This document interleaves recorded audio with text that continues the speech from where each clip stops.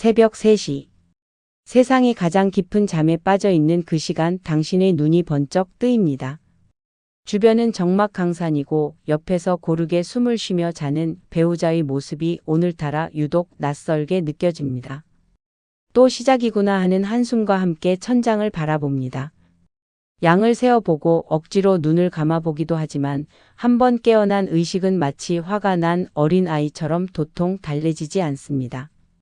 많은 분이 나이가 들면 원래 잠이 없어진다며 혹은 이것이 노화의 자연스러운 훈장이라며 스스로를 다독이곤 합니다. 나이 먹으면 잠이 줄어드는 게 당연하지 허허하며 이 고통을 방치하는 것이죠.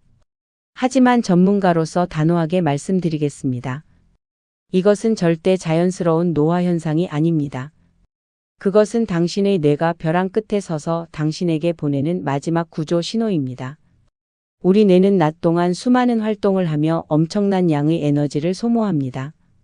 생각하고 결정하고 감정을 느끼는 모든 과정에서 뇌는 부산물을 만들어냅니다. 이것을 우리는 뇌의 노폐물이라고 부르며 그중 가장 치명적인 것이 바로 치매를 유발하는 것으로 알려진 베타 아밀로이드와 타우 단백질입니다. 낮 시간 동안 우리 뇌는 이 노폐물을 처리할 여력이 없습니다. 끊임없이 들어오는 정보를 처리하느라 청소는 뒷전으로 밀려나기 때문입니다. 오직 우리가 깊은 잠에 빠져들었을 때만 뇌는 비로소 청소 모드로 전환됩니다. 뇌세포들이 스스로 몸집을 줄여 공간을 만들고 그 사이로 뇌척 수액이라는 세척액을 흘려보내 낮 동안 쌓인 독소를 씻어내는 것입니다. 그런데 새벽 3시에 잠에서 깬다는 것은 한창 청소기가 돌아가고 물청소가 진행 중인 뇌의 스위치를 강제로 꺼버리는 것과 같습니다. 새벽에 깨는 행위가 반복되면 뇌는 청소를 끝내지 못한 상태로 다음날 아침을 맞이하게 됩니다. 어제 치우지 못한 쓰레기 위에 오늘분의 쓰레기가 다시 쌓입니다. 이것이 한 달, 1년, 10년이 반복된다고 상상해 보십시오. 당신의 뇌 속은 오물과 독소로 가득 찬 쓰레기장과 다를 바 없게 됩니다. 이 독소들은 뇌의 신경세포를 공격하고 뉴런 사이의 통로를 막아버립니다. 그 결과로 나타나는 첫 번째 증상이 바로 기억력 감퇴입니다. 어제 뭘 먹었더라? 그 사람 이름이 뭐였지? 하는 사소한 깜빡거림이 시작됩니다. 많은 이들이 이것을 건망증이라 치부하지만 사실은 뇌의 청소 시스템이 붕괴되었다는 명백한 증거입니다.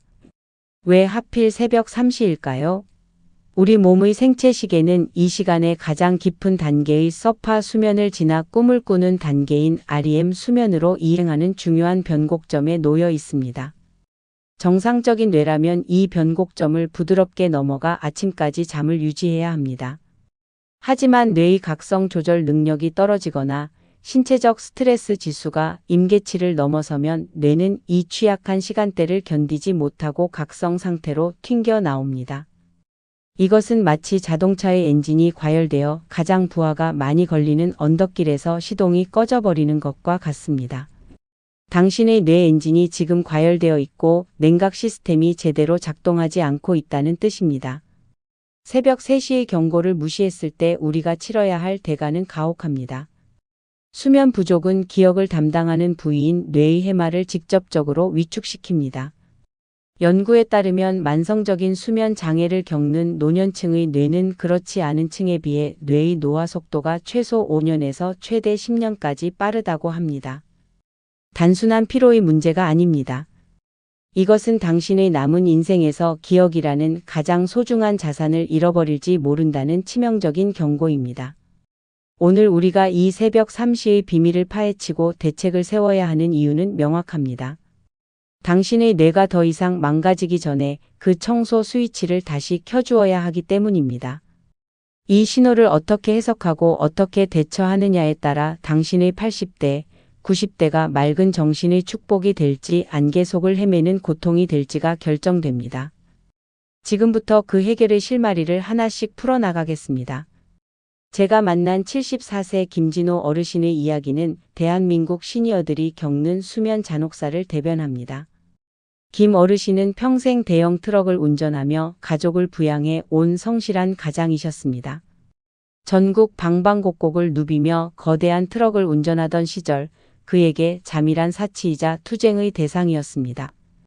밤샘 운전이 일상이었고 고속도로 휴게소나 갓길에서 차를 세워두고 잠깐씩 취하는 쪽잠이 그의 인생을 지탱하는 에너지원이었습니다.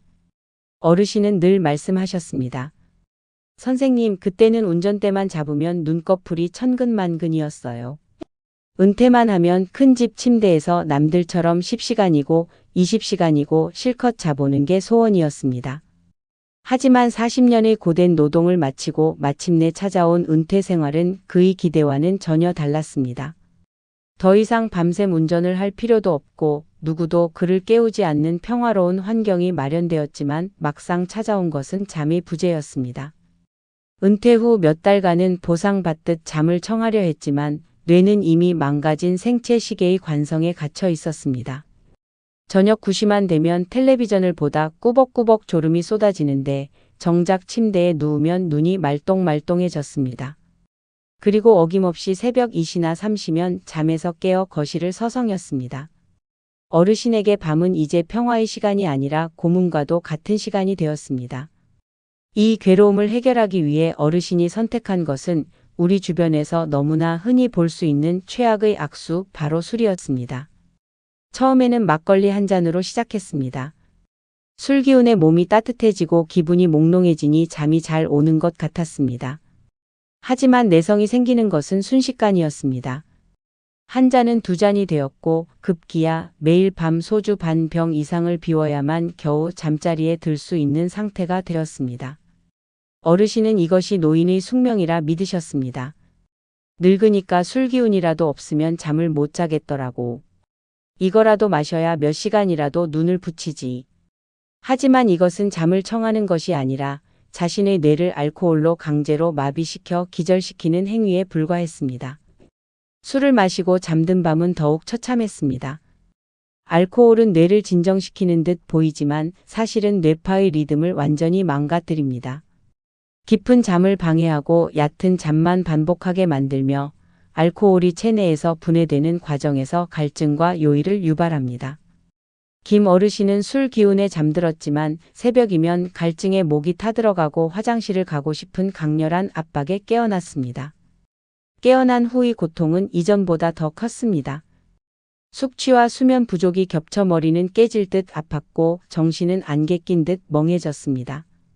어르신의 안색은 흑빛으로 변해갔고 늘 인자하던 성격은 예민하고 날카로워졌습니다.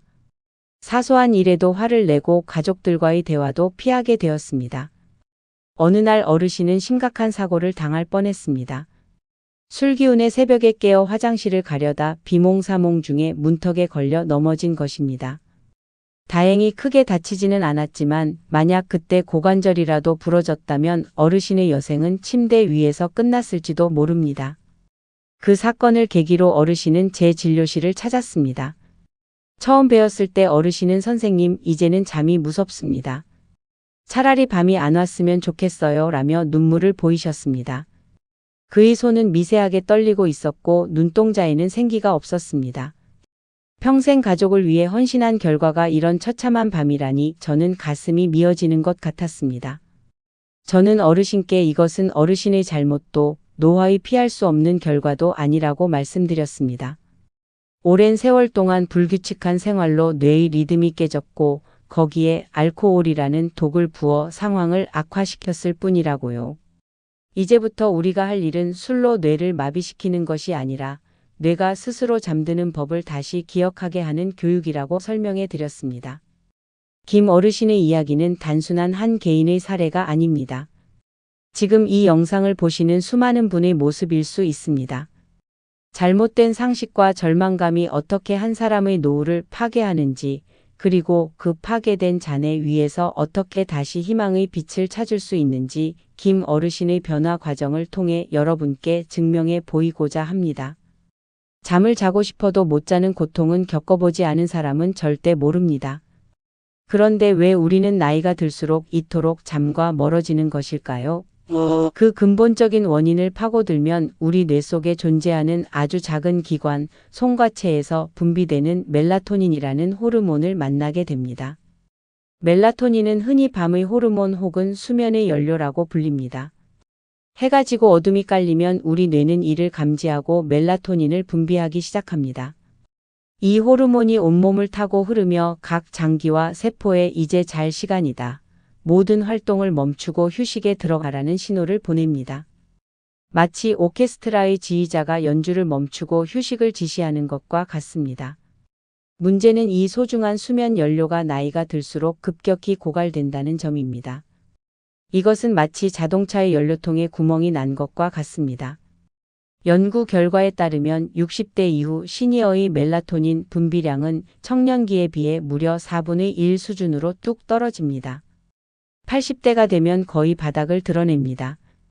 젊었을 때는 멜라토닌이 폭포수처럼 쏟아져 나와 머리만 대면 잠의 세계로 빠져들었지만 노년기에는 겨우 실개천처럼 흐르는 멜라토닌의 의지에 잠을 청해야 합니다.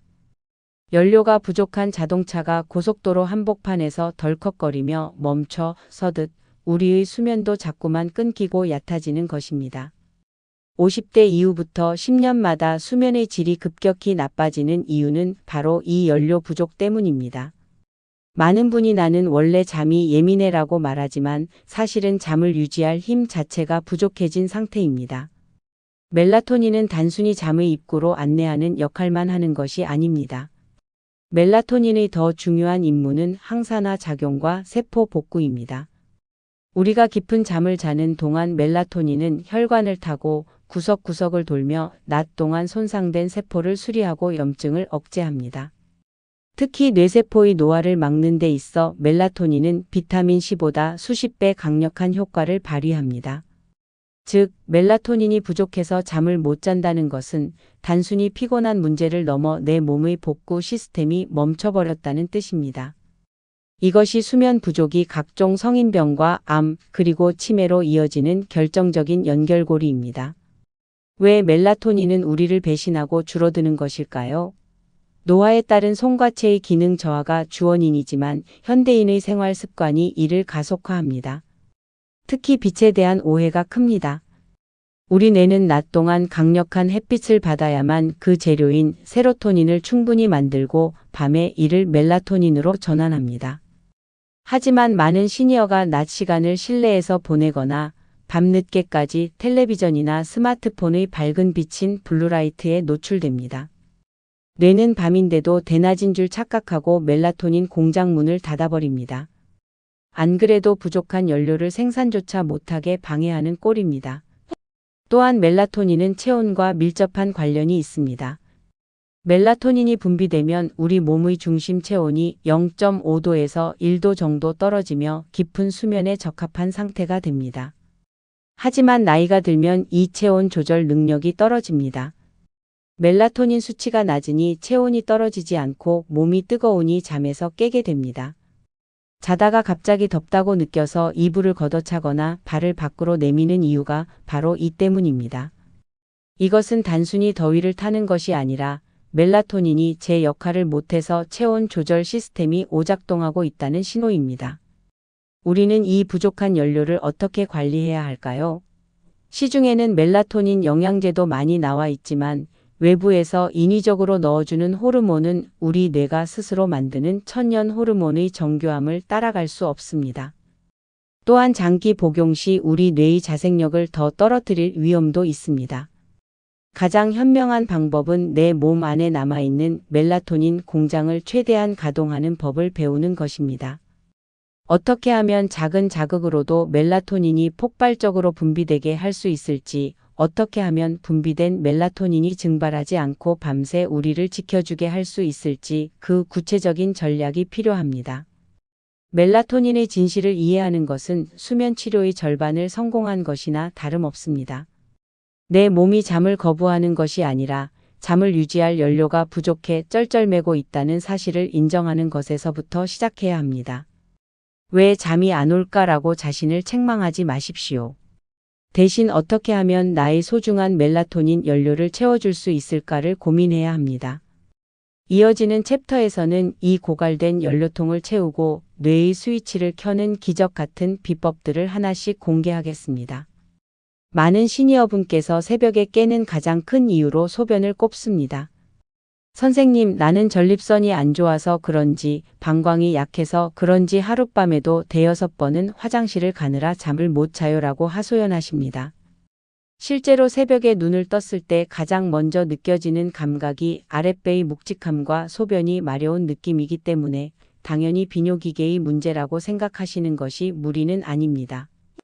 하지만 비뇨기과를 다니며 약을 먹고 치료를 받아도 새벽에 깨는 증상이 여전하다면 이제는 관점을 완전히 바꾸셔야 합니다.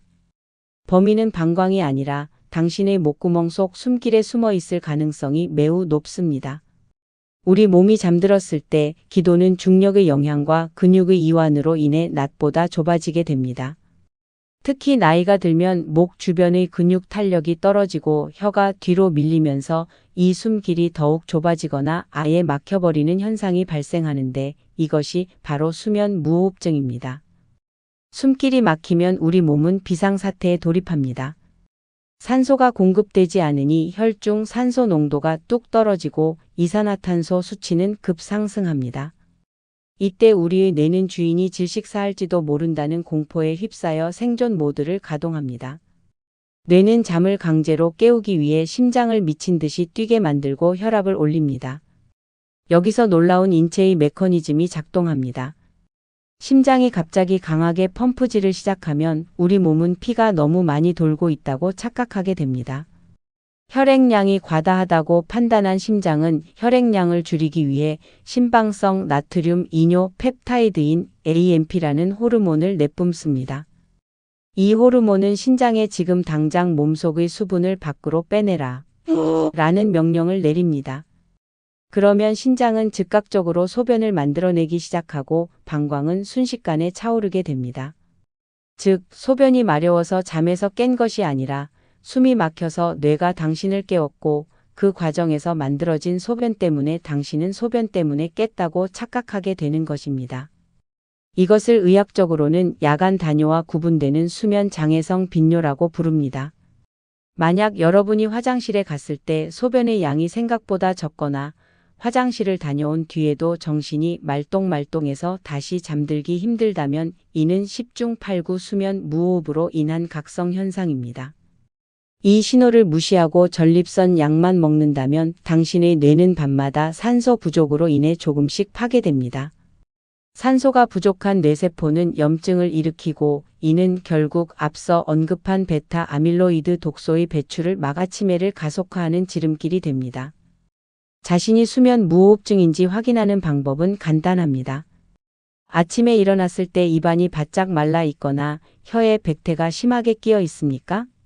혹은 자고 일어났는데도 머리가 맑지 않고 묵직한 통증이 느껴지시나요? 이는 밤새 입을 벌리고 숨을 쉬었으며 산소 공급이 원활하지 않았다는 강력한 증거입니다. 또한 옆에서 잠을 자는 가족이 당신의 코골이가 갑자기 멈췄다가 컥 하고 다시 시작되는 것을 목격했다면 지체 없이 전문가의 도움을 받아야 합니다. 범인을 정확히 알면 해결책도 명확해집니다. 당장 실천할 수 있는 방법은 옆으로 누워 자는 습관을 들이는 것입니다. 똑바로 누워 자면 중력 때문에 혀가 목구멍 쪽으로 더 많이 처지지만 옆으로 누우면 숨길이 확보됩니다. 또한 잠들기 전 과도한 음주는 목 근육을 더욱 이완시켜 무호흡을 악화시키므로 반드시 피해야 합니다. 소변 때문이라는 오해를 풀고 숨길을 여는 순간 당신의 새벽 삼시는 다시 고요한 평화를 찾게 될 것입니다. 방광의 문제가 아니라 생존의 문제라는 사실을 반드시 기억하십시오. 대한민국 60대 이상의 절반 이상이 혈압약을 복용하고 있다고 해도 과언이 아닙니다. 고혈압은 침묵의 살인자라고 불릴 만큼 무서운 질환이기에 약을 꼬박꼬박 챙겨 먹는 것은 건강을 지키기 위한 아주 현명한 행동입니다. 하지만 아이러니하게도 당신이 건강을 위해 먹는 그 혈압약이 당신의 소중한 밤을 훔쳐가는 잠 도둑이 될 수 있다는 사실을 알고 계십니까? 이것은 의학계에서는 잘 알려진 사실이지만 일반 환자분들에게는 충분히 설명되지 않는 경우가 많습니다. 이름하여 약물 유발성 불면증입니다. 혈압약 중에서도 가장 흔하게 처방되는 성분 중 하나가 바로 베타 차단제입니다. 이 약은 심장의 박동수를 조절하고 혈관의 압력을 낮춰주는 아주 훌륭한 역할을 수행합니다. 하지만 문제는 이 베타 차단제가 우리 뇌의 송과체에서 멜라토닌이 합성되는 경로를 방해한다는 점입니다. 멜라토닌은 앞서 말씀드렸듯 수면의 연료입니다. 낮 동안 만들어진 세로토닌이 밤에 멜라토닌으로 변환되려면 특정 효소의 작용이 필요한데 베타 차단제가 이 효소의 활동을 억제해 버리는 것입니다. 결국 혈압은 안정될지 몰라도 뇌 속의 수면 연료는 바닥을 드러내게 됩니다. 김진호 어르신의 경우도 마찬가지였습니다. 어르신은 수십 년간 혈압약을 복용해 오셨는데 최근 약의 용량을 늘린 뒤부터 새벽에 깨는 증상이 부쩍 심해졌습니다. 선생님, 혈압은 좋아졌다는데 왜 몸은 더 천근만근이고 잠은 더 안 올까요? 라고 물으셨죠. 저는 어르신의 처방전을 살펴보고 베타 차단제 성분이 포함되어 있음을 확인했습니다. 어르신은 낮에 먹은 약 기운이 밤까지 이어져 뇌의 수면 스위치를 강제로 꺼버리고 있었던 것입니다. 또한 혈압약의 종류 중 하나인 이뇨제 계열도 잠을 방해하는 주범입니다. 이뇨제는 혈액 속의 수분과 나트륨을 소변으로 배출시켜 혈압을 낮춥니다. 만약 이 약을 저녁 늦게 복용한다면 어떻게 될까요? 밤새 신장은 풀가동되어 소변을 만들어내고 당신은 꼼짝없이 화장실을 들락거리느라 깊은 잠의 단계인 서파 수면에 진입할 기회를 놓치게 됩니다. 이는 단순한 빈뇨가 아니라 약물에 의한 인위적인 배출이기 때문에 의지만으로는 참을 수 없습니다. 그렇다면 어떻게 해야 할까요? 절대로 약을 마음대로 끊어서는 안 됩니다. 혈압을 조절하지 않는 것은 더 큰 위험을 초래하기 때문입니다. 핵심은 조율에 있습니다. 먼저 주치의에게 자신의 수면 장애를 상세히 설명해야 합니다. 선생님, 제가 이 약을 먹고 나서부터 잠들기가 힘들거나 새벽에 자주 깹니다. 라고 구체적으로 말씀하십시오. 의사는 베타 차단제 대신 멜라토닌 합성에 영향을 주지 않는 칼슘 채널 차단제나 ACE 억제제 계열로 약을 변경해 줄 수 있습니다. 혹은 복용 시간을 저녁에서 아침으로 조정하는 것만으로도 밤의 수면 환경을 획기적으로 개선할 수 있습니다. 우리는 건강을 위해 현대의학의 도움을 받지만 그 이면의 작용에 대해서도 깨어 있어야 합니다. 내가 먹는 알약 하나하나가 내 몸의 호르몬 체계와 어떻게 상호작용하는지 이해하는 것이 진정한 100세 건강의 지혜입니다. 김진호 어르신도 주치의와의 상의 끝에 약물 복용 시점과 성분을 조정했고 불과 일주일 만에 머리가 한결 가벼워지고 새벽에 깨는 횟수가 줄었다며 기뻐하셨습니다. 당신의 잠을 훔쳐가는 범인이 혹시 약통 속에 있지는 않은지 오늘 당장 처방전을 확인해 보십시오. 잠을 이루지 못하는 고통이 극에 달하면 많은 분이 최후의 수단으로 수면제를 찾습니다. 하얀 알약 하나만 먹으면 그 지긋지긋한 뒤척임 없이 곧장 잠의 세계로 빠져들 수 있다는 유혹은 정말 강력합니다. 하지만 제가 환자분들께 늘 강조하는 말이 있습니다. 수면제는 당신을 재우는 것이 아니라 뇌를 몽둥이로 때려 기절시키는 것입니다. 자연스러운 수면과 수면제에 의한 수면은 뇌과학적으로 완전히 다른 현상입니다. 우리가 자연스럽게 잠들면 뇌는 1단계부터 4단계까지 그리고 REM 수면까지 리드미컬하게 오가며 뇌세포를 청소하고 기억을 정리합니다. 특히 3, 4단계의 깊은 잠은 뇌의 글림프 시스템이 가동되는 유일한 시간입니다. 하지만 벤조디아제핀 계열이나 소위 졸피뎀으로 불리는 수면 유도제들을 복용하면 뇌는 깊은 잠의 단계로 내려가지 못하고 얕은 잠의 상태에서 뇌파가 고정되어 버립니다. 겉으로 보기엔 눈을 감고 조용히 자는 것 같지만 실제 뇌 속에서는 대청소가 전혀 이루어지지 않고 있는 것입니다. 쓰레기차는 오지 않는데 집 문만 닫아 걸고 있는 꼴입니다. 더 무서운 것은 시니어에게 치명적인 근이완 부작용입니다. 수면제 성분은 뇌를 진정시킬 뿐만 아니라 온몸의 근육을 흐물흐물하게 이완시킵니다. 젊은 사람들은 괜찮을지 몰라도 근력이 약해진 시니어에게는 이것이 사망사고로 이어지는 전조가 됩니다. 약 기운이 남아있는 새벽, 소변을 보기 위해 비몽사몽 일어난 어르신이 다리에 힘이 풀려 넘어진다고 상상해 보십시오. 이때 발생하는 고관절 골절은 시니어 건강의 마지노선을 무너뜨립니다. 통계에 따르면 고관절 골절을 당한 노인의 1년 내 사망률은 20%에 육박합니다. 잠을 자려다 생명을 잃는 비극이 벌어지는 것입니다. 수면제의 또 다른 함정은 인지 기능의 마비입니다. 수면제를 장기 복용하면 뇌의 전두엽 기능이 저하되어 판단력이 흐려지고 마치 치매 환자처럼 단기 기억 상실 증상이 나타나기도 합니다. 자다가 일어나서 음식을 먹고는 기억하지 못하거나 가족에게 전화를 걸어 이상한 소리를 하는 몽유병 증상이 나타나는 이유도 뇌의 특정 부위는 깨어 있고 특정 부위는 잠들어 있는 기형적인 각성 상태 때문입니다. 김진호 어르신도 수면제를 드시던 시절 내가 자꾸 깜빡깜빡하고 멍청해지는 것 같아 무섭다며 눈물을 흘리셨습니다. 그것은 노화 때문이 아니라 약물이 뇌의 신경 가소성을 파괴하고 있었기 때문이었습니다. 또한 수면제는 내성과 금단 증상이라는 지옥 같은 굴레를 가지고 있습니다. 처음에는 반알로 시작했지만 뇌는 곧 약에 적응합니다. 한 알, 두 알로 양이 늘어나고 나중에는 약 없이는 단 1분도 잠들지 못하는 약물 의존성 불면증에 빠지게 됩니다. 약을 끊으려고 하면 극심한 불안과 심장 두근거림, 환각 증상까지 나타나며 결국 다시 약병을 찾게 만듭니다.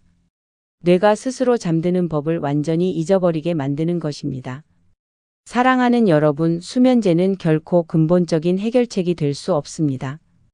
그것은 불이 난 집의 알람 소리가 시끄럽다며 알람 스피커를 부숴버리는 것과 같습니다. 불수면 장애의 원인을 꺼야지 소리 증상만 차단해서는 집 신체에 타버리는 것을 막을 수 없습니다. 이제는 약의 힘을 빌린 가짜 잠에서 깨어나야 합니다. 우리 뇌는 스스로를 치유하고 잠재울 수 있는 위대한 능력을 이미 가지고 있습니다. 우리는 그저 그 능력이 다시 작동할 수 있도록 길을 닦아주기만 하면 됩니다. 수면제라는 무서운 함정에서 벗어나 자연이 선물한 평온한 잠의 권리를 되찾으셔야 합니다. 우리는 흔히 잠을 아무것도 하지 않는 휴식이라고 생각합니다. 하지만 뇌과학의 관점에서 잠은 하루 중 가장 치열하고 성스러운 정화의 시간입니다. 2012년 로체스터 대학의 마이켄 네데르고르 박사팀은 인류 역사상 가장 놀라운 뇌의 비밀 중 하나를 발견했습니다. 우리 몸의 다른 기관들은 림프관을 통해 노폐물을 배출하지만 뇌에는 림프관이 없다는 사실에 의문을 품은 끝에 글림프 시스템이라는 존재를 밝혀낸 것입니다. 이 시스템은 오직 우리가 깊은 잠에 빠졌을 때만 가동되는 뇌 속의 고압 세척기입니다. 낮 동안 우리의 뇌세포는 치열하게 정보를 처리하며 대사산물을 만들어냅니다. 그중 가장 위험한 쓰레기가 바로 치매의 주범인 베타 아밀로이드입니다. 이 쓰레기들은 낮에는 뇌세포 사이사이에 끈적하게 달라붙어 있다가 우리가 깊은 수면서파 수면 단계에 진입하는 순간 기적 같은 변화를 맞이합니다.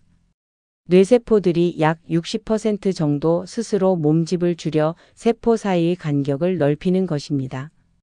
그러면 그 넓어진 틈 사이로 뇌척 수액이 평소보다 훨씬 빠른 속도로 소용돌이치며 쏟아져 들어옵니다. 마치 하수구가 꽉 막힌 거리에 소방호스로 물을 뿌려 오물들을 씻어내는 것과 같은 원리입니다. 하지만 문제는 여기서 발생합니다. 새벽 3시에 깨거나 얕은 잠만 반복하는 시니어분들은 이 청소 시스템이 가동되려다가 멈춰버립니다. 글림프 시스템은 잠이 든 직후가 아니라 뇌파가 아주 느려지는 깊은 수면 단계에서만 활성화되기 때문입니다.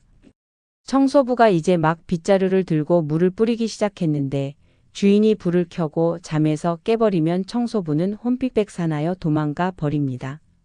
씻겨 내려가다 만 오물들은 뇌 속에 그대로 정체되어 염증을 일으키고 뇌세포의 연결망인 시냅스를 파괴합니다. 김진호 어르신께 제가 이 원리를 설명해 드렸을 때 어르신은 큰 충격을 받으셨습니다. 선생님, 그럼 제가 새벽에 깨서 거실을 서성이는 동안 제 뇌 속은 쓰레기로 가득 차 있었다는 말씀인가요? 라고 물으셨죠. 맞습니다. 잠을 설친 다음 날 머리가 무겁고 안개가 낀 듯 멍한 현상인 브레인 포그는 단순히 기분의 문제가 아닙니다. 그것은 실제로 당신의 뇌 속에 처리되지 못한 단백질 쓰레기가 둥둥 떠다니며 신경 전달을 방해하고 있다는 생물학적 증거입니다. 이 상태가 10년, 20년 지속되면 뇌는 결국 회복 불가능한 손상을 입고 치매라는 비극적 결말을 맞이하게 됩니다.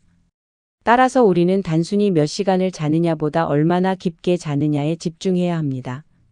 뇌를 씻어내는 이 기적의 세척 시스템을 가동하기 위해서는 뇌가 안심하고 깊은 단계까지 내려갈 수 있는 환경을 만들어 주어야 합니다.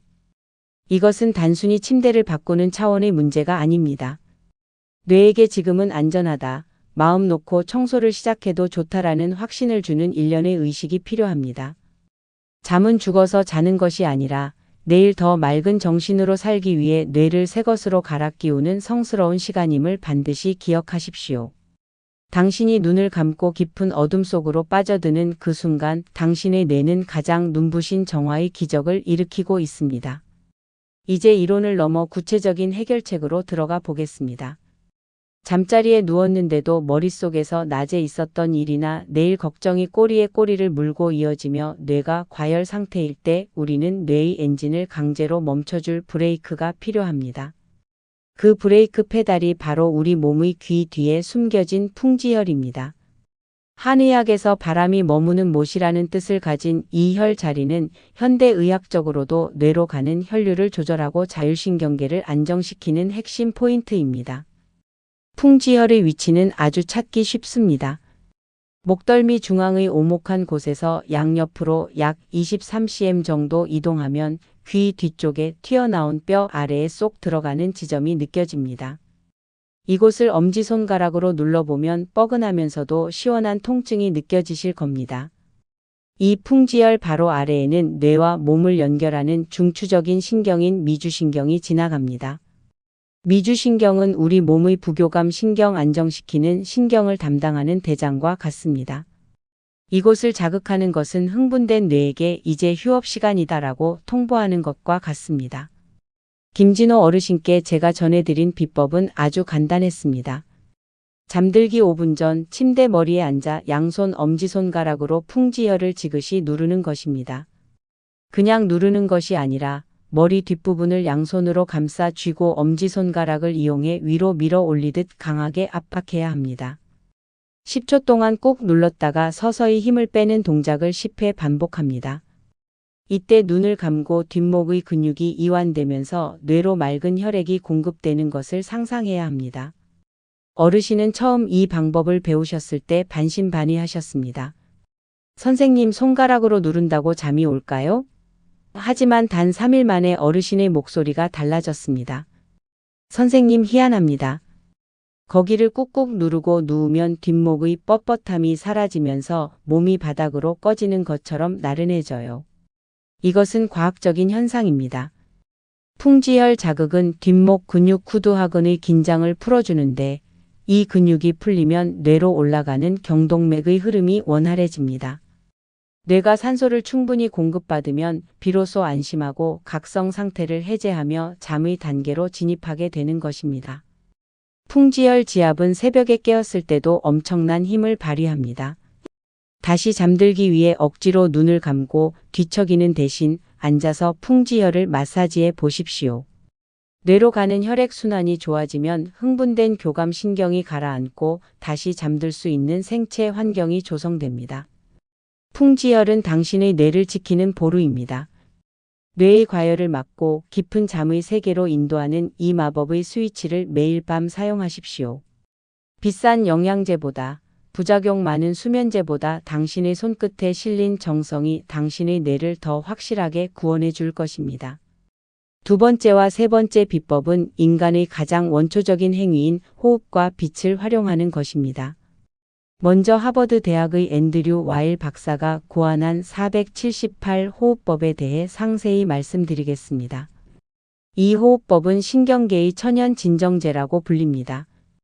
잠자리에 누워 뇌가 자꾸만 각성할 때 우리는 호흡을 통해 뇌의 지휘권을 탈환해야 합니다. 방법은 다음과 같습니다. 첫 번째, 입을 다물고 4초 동안 코를 통해 깊게 숨을 들이마십니다. 두 번째, 숨을 멈추고 7초 동안 참습니다. 이때 산소가 혈액 구석구석으로 스며듭니다. 마지막으로 세 번째, 입으로 후 소리를 내며 8초 동안 길게 숨을 내뱉습니다. 이때 이산화탄소와 함께 몸속의 긴장을 밖으로 배출합니다. 이 478 호흡법의 핵심은 내뱉는 숨을 들이마시는 숨보다 2배 이상 길게 가져가는 것입니다. 우리 몸은 숨을 길게 내뱉을 때 심박수가 느려지고 부교감 신경이 극대화됩니다. 뇌는 규칙적이고 느린 호흡 신호를 받으면 지금은 포식자로부터 도망가야 할 상황이 아니구나. 안전한 휴식 시간이구나라고 판단합니다. 김진호 어르신께서는 새벽 3시에 깼을 때 이 호흡법을 5세트 반복하셨습니다. 처음에는 7초를 참는 것이 힘들다고 하셨지만 익숙해지자 호흡 도중에 자신도 모르게 잠이 드는 놀라운 경험을 하셨습니다. 그리고 마지막으로 강조하고 싶은 비법은 햇빛 예약입니다. 밤에 잘 자려면 아침에 승부를 보아야 합니다. 우리 뇌의 시계는 아침에 강한 빛을 보는 순간 리셋됩니다. 아침에 눈을 뜨고 1시간 이내에 15분 정도 햇빛을 쬐면 뇌는 정확히 15시간 뒤에 멜라토닌을 분비하도록 타이머를 설정합니다. 이것을 저는 잠 예약 주문이라고 부릅니다. 만약 당신이 아침을 어두운 실내에서 보낸다면 뇌는 언제부터 밤을 준비해야 할지 몰라 갈팡질팡하게 됩니다. 아침 햇빛은 단순히 잠을 깨우는 역할을 넘어 그날 밤 당신이 몇 시에 잠들지를 결정하는 운명의 신호입니다. 김진호 어르신께 저는 아침 식사 후 무조건 밖으로 나가 동네 한 바퀴를 도십시오라고 처방했습니다. 햇빛은 눈의 망막을 통해 시신경으로 들어가 송과체를 자극합니다. 이제 낮이니 세로토닌 행복 호르몬을 만들고 15시간 뒤에는 이걸 멜라토닌으로 바꿔라. 라는 명확한 지시를 내리는 것입니다. 478 호흡이 밤의 수비를 담당한다면 아침 햇빛은 낮의 공격을 담당합니다. 이 두 가지가 조화를 이룰 때 우리의 생체 시계는 톱니바퀴처럼 완벽하게 맞물려 돌아가기 시작합니다. 돈 한 푼 들지 않는 이 자연의 선물들을 무시하지 마십시오. 당신의 호흡과 창밖의 햇살 속에 100세 시대의 건강한 잠이 숨겨져 있습니다. 내일 아침 눈을 뜨자마자 커튼을 젖히고 찬란한 빛을 온몸으로 받아들이십시오. 그것이 오늘 밤 당신의 뇌를 씻어줄 가장 확실한 예약 주문이 될 것입니다. 김진호 어르신이 제 진료실 문을 다시 두드린 것은 정확히 21일 뒤였습니다. 3주 전 어두운 그림자가 깊게 드리워졌던 그의 얼굴은 몰라보게 달라져 있었습니다. 가장 먼저 눈에 띄는 변화는 안색이었습니다. 푸석푸석하고 잿빛이 돌던 피부에 생기가 돌았고 눈동자는 마치 청년처럼 맑게 빛나고 있었습니다. 어르신은 자리에 앉기도 전에 제 손을 꽉 잡으며 상기된 목소리로 말씀하셨습니다. 선생님, 제가 다시 태어난 것 같습니다. 세상에 사람이 잠만 제대로 자도 인생이 이렇게 달라질 수 있다는 걸 70평생 이제야 알았습니다. 김 어르신이 실천한 것은 제가 알려드린 3가지 루틴이 전부였습니다. 낮에는 무조건 밖으로 나가 아침 햇살을 받으며 걷고 밤에는 술병 대신 따뜻한 물 한 잔을 옆에 두고 풍지열을 누르며 478 호흡을 반복한 것입니다. 처음 일주일은 고통의 연속이었다고 합니다. 수십 년간 의지해 온 술을 끊으니 밤마다 금단 현상으로 몸이 떨리고 불안감이 엄습했습니다. 하지만 어르신은 이것은 내 뇌가 청소부들을 다시 불러들이는 과정이다라고 되뇌며 478 호흡에 매달렸습니다. 그리고 2주 차가 되던 날 기적이 일어났습니다. 새벽 3시에 눈은 떠졌지만 예전처럼 가슴이 두근거리거나 막막하지 않았습니다. 대신 차분하게 풍지열을 지압하자 거짓말처럼 다시 깊은 잠 속으로 빠져들었고 눈을 뜨니 아침 7시였다는 것입니다. 3주가 지난 지금 어르신은 더 이상 새벽 3시의 공포에 떨지 않습니다. 설령 잠시 잠에서 깨더라도 그것을 뇌가 보내는 저주가 아닌 잠시 쉬어가는 정거장으로 받아들일 여유가 생겼습니다. 어르신의 변화는 수면에서만 그치지 않았습니다. 잠을 통해 뇌의 글림프 시스템이 정상 작동하기 시작하자 지독하게 괴롭히던 건망증이 사라졌습니다. 친구들과 바둑을 둘 때 한치 앞을 내다보는 집중력이 살아났고 며느리가 부탁한 심부름 목록을 메모 없이도 완벽하게 기억해냈습니다. 뇌 속에 쌓여있던 치매 독소들이 씻겨 내려가면서 인지 기능이 획기적으로 개선된 것입니다. 심리학에서는 어떤 행동이 습관으로 굳어지는데 최소 21일이 필요하다고 말합니다. 이것을 21일의 법칙이라고 합니다. 김 어르신은 그 임계점을 넘긴 것입니다. 이제 그의 뇌는 술이나 약물의 도움 없이도 스스로 멜라토닌을 분비하고 스스로 체온을 낮추며 스스로 청소 모드로 진입하는 법을 완전히 기억해냈습니다. 어르신은 이제 동네 노인정에서 잠박사로 통합니다. 밤마다 고통받는 친구들에게 풍지열 위치를 짚어주고 아침마다 함께 걷기를 독려하며 제2의 인생을 활기차게 살아가고 계십니다. 사랑하는 시니어 여러분, 김진호 어르신에게 일어난 이 기적은 결코 특별한 사람만의 이야기가 아닙니다. 지금 이 영상을 시청하고 계신 여러분 모두에게 일어날 수 있는 미래입니다. 우리는 흔히 노년의 삶을 저무는 해에 비유하며 쇠약해지고 망가지는 것을 당연하게 받아들입니다. 하지만 그것은 거대한 착각입니다. 우리 뇌는 죽는 순간까지도 새로운 신경망을 만들고 스스로를 치유할 수 있는 신경가소성을 가지고 있습니다. 적절한 환경과 올바른 습관만 제공된다면 당신의 뇌는 80세에도 90세에도 맑고 투명한 상태를 유지할 수 있습니다. 잠은 단순히 시간이 흘러가는 과정이 아닙니다. 그것은 신이 우리에게 허락한 가장 완벽한 보약이자 매일 밤 무료로 제공되는 최첨단 뇌 세척 서비스입니다. 이 귀한 시간을 술이나 약물로 마비시키지 마십시오. 새벽 3시에 눈이 떠지는 그 고통스러운 순간을 당신의 뇌가 살려달라고 외치는 간절한 기도로 들어주십시오. 그리고 오늘 우리가 나눈 이 지혜들을 하나씩 실천해 보십시오. 풍지열을 누르는 당신의 손가락 끝에, 깊은 숨을 내뱉는 당신의 입술에, 아침 햇살을 마주하는 당신의 눈동자에 100세의 건강의 열쇠가 달려 있습니다. 이제 이 영상을 마치며 여러분께 제안합니다. 오늘 밤부터 딱 3주만, 딱 21일만 여러분의 뇌를 위해 투자해 보십시오. 침대에 눕기 전 오늘도 고생한 나의 뇌야. 이제 깨끗이 씻고 푹 쉬렴이라고 스스로에게 따뜻한 위로 한마디를 건네보십시오.